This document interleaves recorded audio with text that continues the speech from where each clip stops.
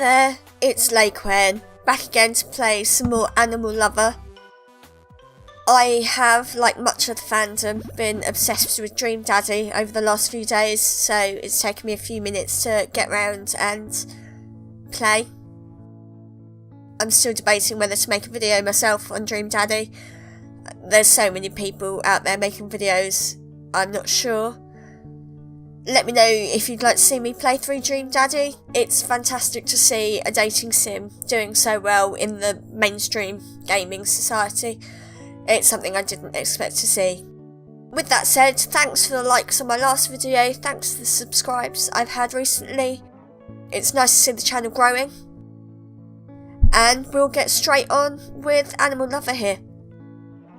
As you can see, we left it, we were standing at a front door, waiting to go in, I believe to collect a towel.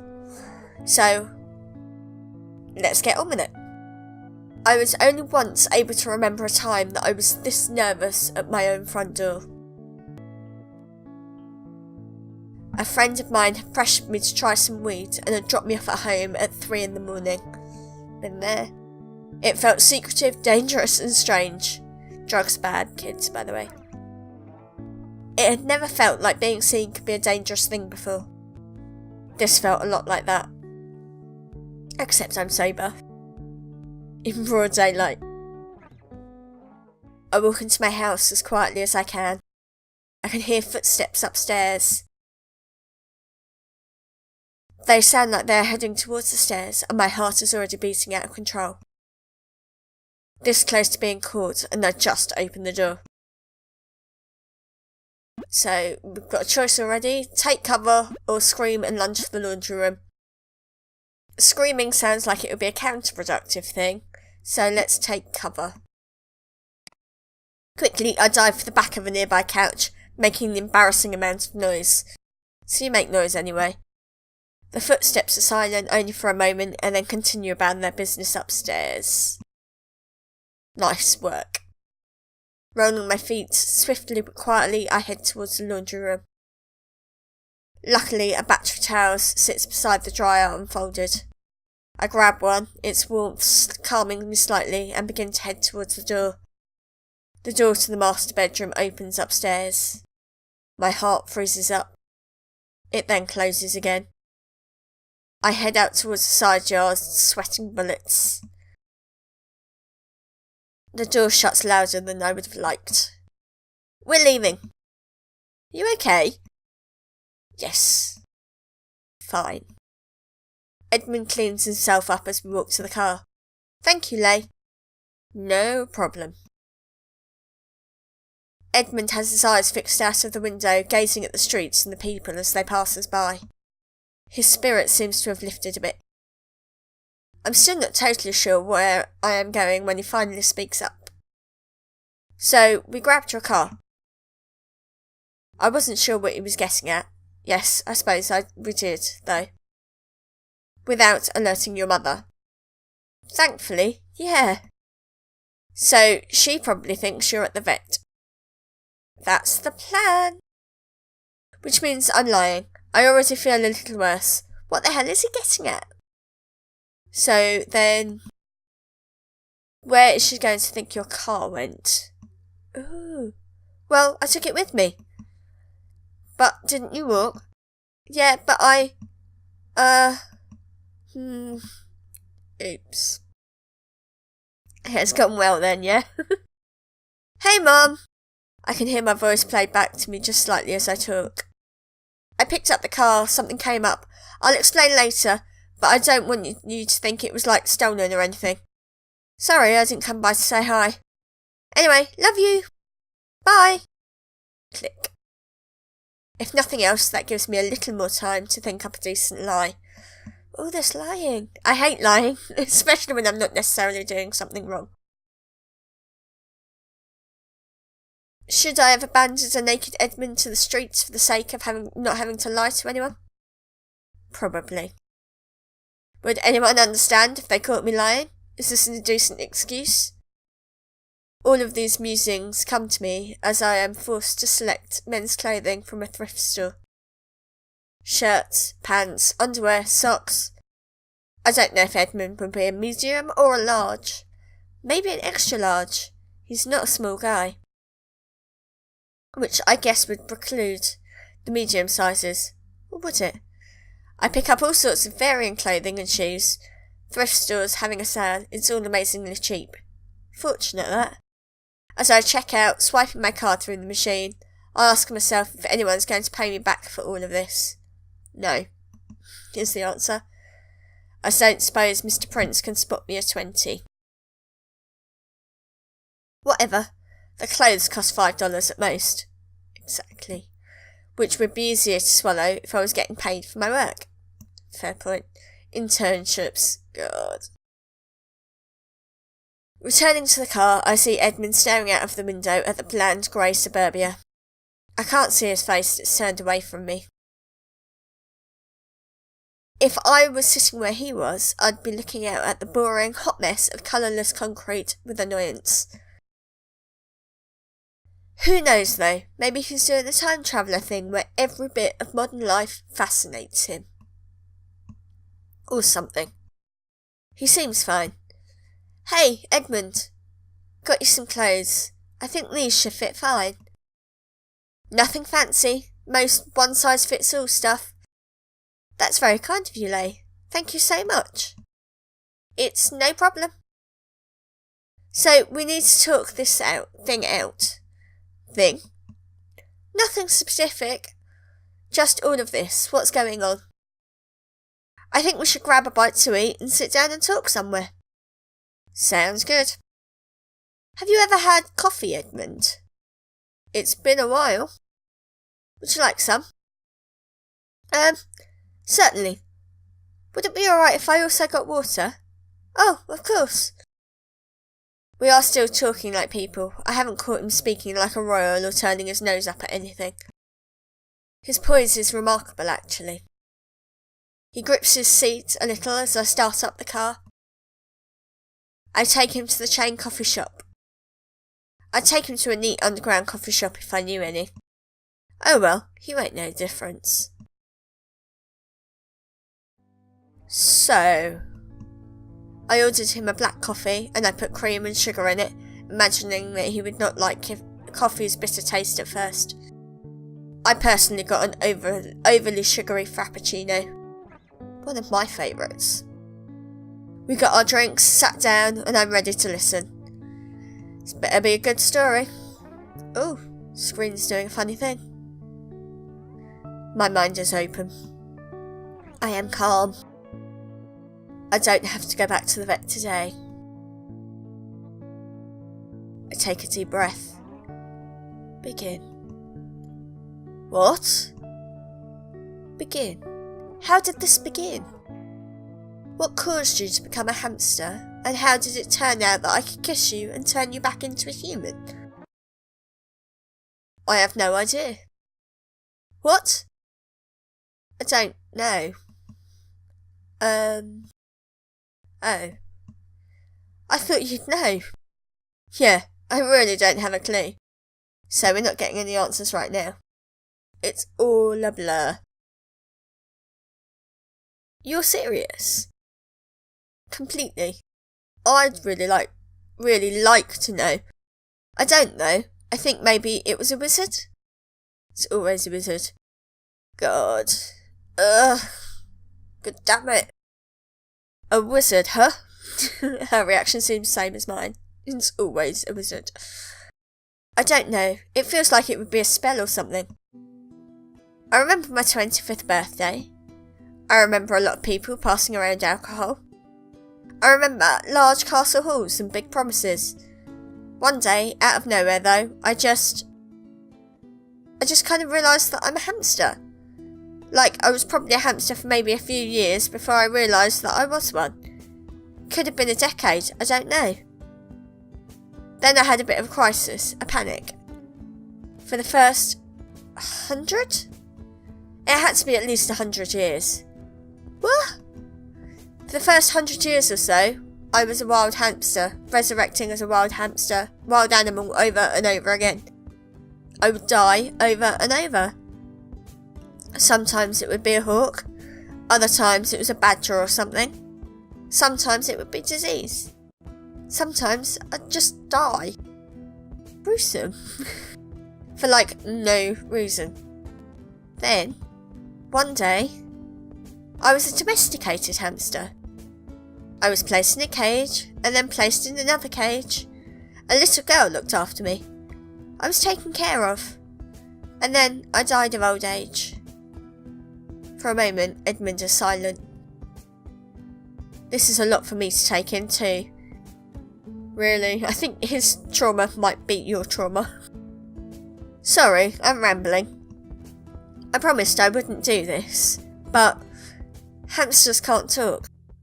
They can't talk to anyone, not even to each other. Promised you wouldn't do what again? Casually refer to my previous hamster life. I did make him promise that, didn't I? Apologise for your grumpiness or be playful because he deserves it? I'm going to apologise for your grumpiness because how can he not refer to it? Hey Edmund, forget I said that. It was really rude of me, I'm sorry. I understand. Really, I do. I didn't mean to come across as so cavalier. I should have understood that I was trivialising something that could have been, well, shocking to you. I should be the one apologising. He's looking at me piteously. I wish he wouldn't. I just wish I hadn't snapped like that. He has nothing to apologise for. Don't apologise, Edmund. Everything's alright. Please, continue what you were saying. Alright. Well, like I was saying, it's really nice to just talk to someone. But I couldn't really do that for the past however many years. But one day I came really close. What? To talking with someone else. How? I was taken to a vet, different to the one that's yours, and the vet was taking care of a cat. The cat didn't seem to belong to anyone. It looked like a stray. It was a white cat with orange and brown spots. Uh-oh. Something was very different about it though. Can we see where this might be headed? Its eyes were moving attentively, glowing a little bit. No one seemed to notice but me. I thought the vet was going to check out the cat's eyes. No such luck. Then, out of nowhere, the cat spoke. Not out loud, but when the vet had checked the cat's private parts, I could clearly hear the cat talk. Clearer than any words I heard any human speak. Whoa. What did it say? Watch it, lady. Oh. Yeah, it didn't say another word. Then they said if they didn't find a place for this cat in the next week, they would take it to an animal shelter. Never heard what happened to it. How sad. How long ago was this? Last month. Oh! Yeah, I saw it just a month ago. So this cat's probably still out there. I imagine that he's at an animal shelter. He was a testy cat, probably undesirable. He? It had a man's voice. Oh, okay then. Actually, that wasn't the only reason, but that was the easiest to explain. I just kinda knew it was a man. Weird. So yeah, I can't imagine anyone actually picked him up. I'm silent for a bit, trying to get a handle on my next words. Edmund's put me in a tough spot.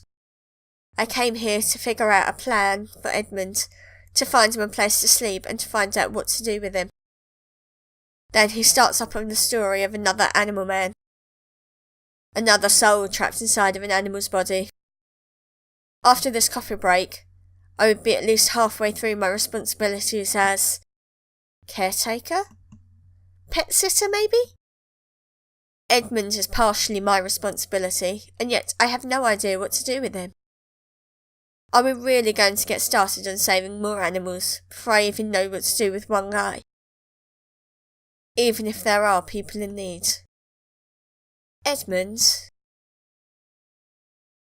So, another choice time. We need a plan, or we need to slow down.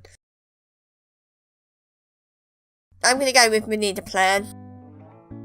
I want to help this guy too, whoever he is. No, wait. Hold on. I don't want to sound like I'm asking you to... I am. I guess I am asking for your help. I want to help. And I want to help, Edmund. If this guy's trapped, like you were, I want to see him free too. Edmund's silent. He wanted to say something, but he closed his mouth to let me continue speaking. I don't know what to do with you, much less another guy right now. I can't afford foods and clothes for 2 guys, really. Plus, where are you going to sleep? I understand. I'll have to come up with a plan of my own then. No, Edmund, please. I'm not saying I'm not going to help. I want to. I can try and make it work. We just need to think it through a little more. Alright. So we should talk about food, clothes or shelter. What do we think? Let's go with shelter. I suppose we should talk about the shelter situation.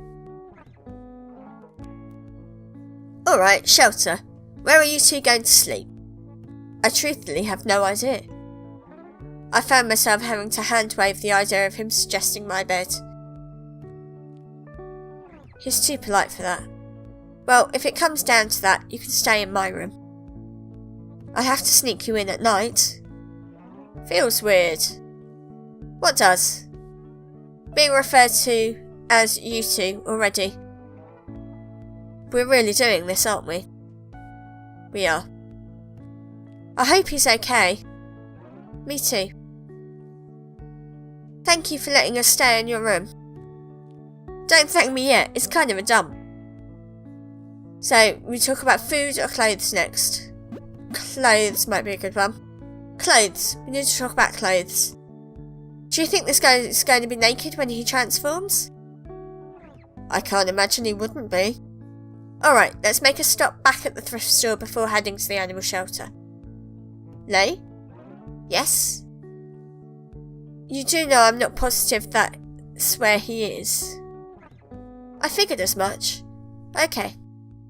I'm just going to go and grab him the cheapest clothes I can find. He'll have to go shoeless. They only had 1 pair of flip-flops at the thrift store. Or he can use mine. You're too nice, Edmund. What if he turns out to be a jerk? Then he's a jerk that's been trapped in a cat's body. He has my sympathy. If you say so. Food. I imagine you're kind of hungry. A little, yes. A little? Kind of a lot. Well, we'll get you something to eat on our way out then. I have a couple of $100 in my account right now. As long as you're okay with cup ramen for a while. And by you, I of course mean both of you. What is cup ramen? Oh, it's a very cheap kind of food. It's not horrible. Even if it is, I'll be alright with that, as long as it's food. Of any kind, really. Edmund looks down. His eyes move vaguely towards his stomach. He's probably hungrier than he's letting on. Okay, good. I just hope this cat guy's okay with the stuff. That seems to about cover it. So, are you ready? Ready as I'll ever be, I guess. I got an Edmund a panini on the way out of the coffee shop. He ate it very loudly. I imagine it's been a long time since he's been forced to chew with his mouth closed. Whenever I look away, all I hear is repulsive smacking sounds. When I turn to see him, though, it becomes much more forgivable. He smiles whenever I catch his eyes. Then I turn back towards the road. The crunching and the smacking then resumes. Is the mouth open eating because of the years of being a hamster, really? Because I know plenty of men who have been gross for a good decade that do that. Men. Ugh. Not sexist at all then. And I think we'll leave it there at the shelter. seems like a good place to leave this episode. So, thanks very much for coming along for that ride. It was a bit of a filler episode to moving on to collecting, obviously, the next pet. And I look forward to see who we pick up and who we meet. So, again, if you enjoyed this video, click like and subscribe. I'd love to hear your comments and thoughts. Let me know if I should play Dream Daddy as well. I'd love to join in with everyone else. If you've got any dating sim games you'd like to see me play in the future, think about dropping me a comment. Don't forget to hit me up on Twitter. That's at Lai Quen, YT. And speak to you soon. Bye.